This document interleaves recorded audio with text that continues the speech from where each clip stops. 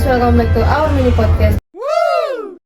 Jadi kali ini gue nggak sendiri nih, gue bareng Audrey dan bareng Jackie. Nah, pada podcast kali ini kita bakal ngebahas tema gimana sih sebuah luka itu menjadi sebuah karya. Nah, pasti dari Gen Z yang nonton ini suka ngerasain apa itu burnout, overthinking, dan sakit mental. Kalau dari POV kalian nih sebagai Gen Z, kalian pernah nggak sih ngerasain mental health dan overthinking, stres gitu? Pernah nggak? Pastinya pernah ya? Oh, pastinya pernah. Karena di setiap manusia itu pasti merasakan yang namanya overthinking. Nah, kalau dari POV lu sebagai Gen Z ini apa yang lu pernah rasain nih? Yang pernah gue rasa itu loss dalam trading, dalam suatu trading ataupun saham. Jadi salah perhitungan. Namun kita tuh tidak menerima suatu kekalahan atau loss itu. Nah, disitulah letak dimana mulai itu mental health teman-teman tuh terganggu, yang dimana kayak bahwasanya tuh entry lagi nih, pencet. Jadi udah nggak sehat, bahwasanya udah terganggu gitu mental health, psikologis teman-teman tuh udah stres, udah terganggu.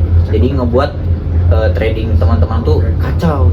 Oh, berarti kalau dari POV-nya jadi gini, burnout atau stres itu lagi trading terus ngerasa loss jadi dia overthinking. Nah, kalau dari Audrey apa nih yang pernah lu rasain sebagai Gen Z? Kalau gue tuh paling sering ngerasa stres, depresi tuh gara-gara tugas sih. Kayak tugas lagi numpuk, abis itu deadline-nya tuh deket-deket gitu loh. Kayak tugas yang ini mepet banget sama ini deadline-nya. Jadi gue kayak sumpah ini tuh otak gue tuh udah nggak bisa, penuh, udah nggak bisa jalan lagi kalau semuanya tuh dalam waktu dekat ditumpuk kayak gitu loh.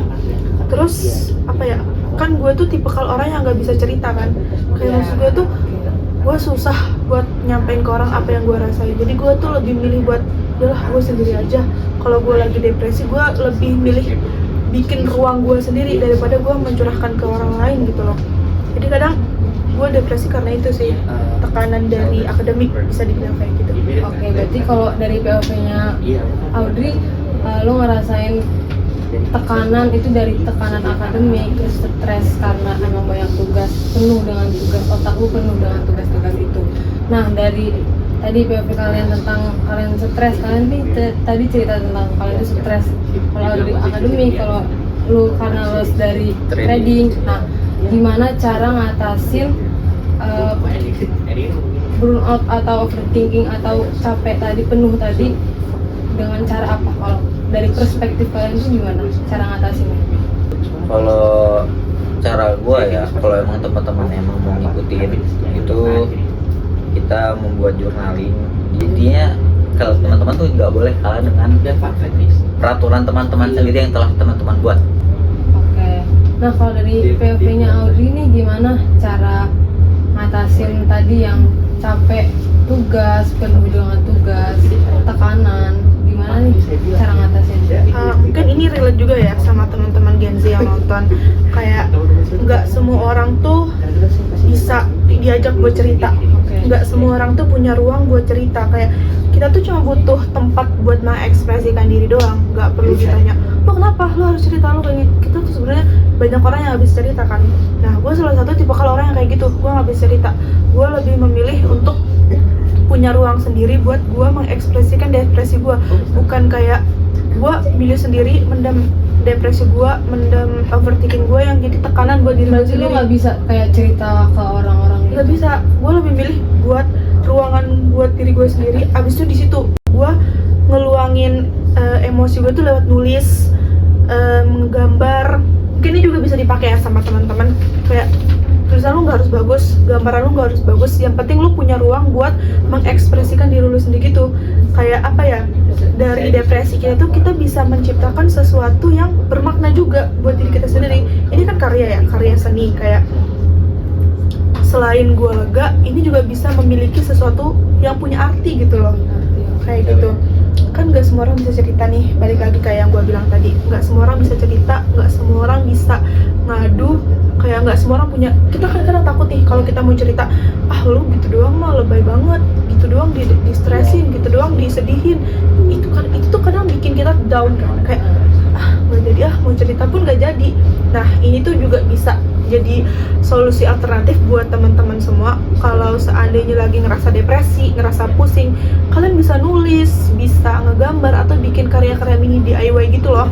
Nggak harus bagus, nggak harus, yang penting kita punya tempat untuk mengekspresikan apa yang kita rasa saat ini. Iya, Dari jadi kayak gitu. sebenarnya menarik nih, dari yang tadinya stres, burnout, overthinking, tapi diluapkannya itu menjadi sebuah karya. Tadi kalau dari Jackie itu tadi kan apa, loss trading, terus overthinking nih, ngerasa overthinking kan Iya, tadi. iya. Nah, dengan overthinking itu nggak apa ya, nggak lama ya, nggak, maksudnya overthinking itu nggak lama. Nah, kalau dari lu juga menarik sekali, kayak tadinya lu nggak bisa cerita ke orang, terus lu nggak bisa, susah untuk cerita, tapi lu membuat sebuah karya. Kayak ini menarik banget sih, kayak gak semuanya lu harus sesali, kayak apa ya, Iya, kayak apa ya, selain gue bisa nge-ekspresin apa yang gue rasa, siapa tahu dari hasil karya gue, kayak quotes yang gue buat, puisi yang gue tulis, cerpen yang gue tulis, atau karya-karya lukis yang gue buat, itu tuh bisa relate juga buat orang lain gitu loh. Iya, Jadi apa emosi yang gue rasain, gue juga bisa bikin orang ngerasain apa yang gue rasain tanpa gue harus cerita. ya jadi don't worry guys, kalau kalian ngerasa kayak burnout ya, kayak kalian punya Pasti cara ngatasinnya itu dengan cara apa, kayak setiap orang tuh pasti berbeda-beda kan, Iya, dengan caranya. Kayak tadi Audrey ini dengan cara karya ya, tulisan tuh menjadi karya. Sedangkan kalau gua itu biasanya dengan ini quotes yang tiba-tiba terbesit aja gitu di kamar mandi. Biasanya kalau untuk para Gen Z, apa tuh ya quotes lu quotesnya tuh biasanya hidup itu apa namanya, terasa lebih mudah kalau bukan. minum kopi. bukan Bukan. Jadi hidup itu tidak selamanya manis. Oke.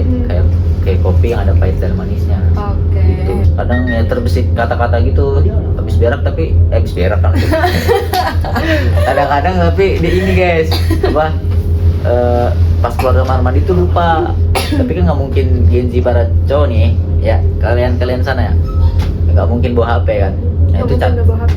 nggak mungkin nggak bawa HP, masih bawa HP. Masih bawa Gitu. HP. Oke, tadi kalian udah dengar sendiri nih bagaimana cara mengatasi burnout, overthinking, yang menarik tadi nih gimana cara ngatasinnya. Nah, selanjutnya bagaimana nih dampaknya jika Gen Z itu ngelakuin cara ini, kayak melakukan cara kalian ini, gimana dampak ke depannya? Dampaknya akan seperti apa nih Gen Z apa kalau yang lu lakuin tadi itu dampak buat diri lu sendiri apa? Iya, itu apa? Buat dampak kayak- diri gue sendiri tuh kayak plong rasanya, kayak ya udah, karena udah menyampaikan suatu emosi yang ada di dalam menyampaikan apa yang lu rasain ya, nih. menyampaikan apa yang dirasain tuh menjadi sebuah kata-kata yang terbesit gitu. Sebuah Jadi karya. ya, jadi walaupun itu adalah sebuah karya yang hanya sedetik, kalau bisa dibilang sebuah karya yang hanya Sebuah karya yang sedetik. tidak direncanakan juga kan Ya pasti itu ya. tidak direncanakan sama sekali padahal kan, tapi tiba-tiba aja Tapi terbesit bisa gitu. jadi sebuah karya. Terus juga ya gitulah, kalau bisa juga ya gitu. Gimana Kalau lu gimana dampaknya? Dampak buat diri gue sendiri ya, kalau dari hasil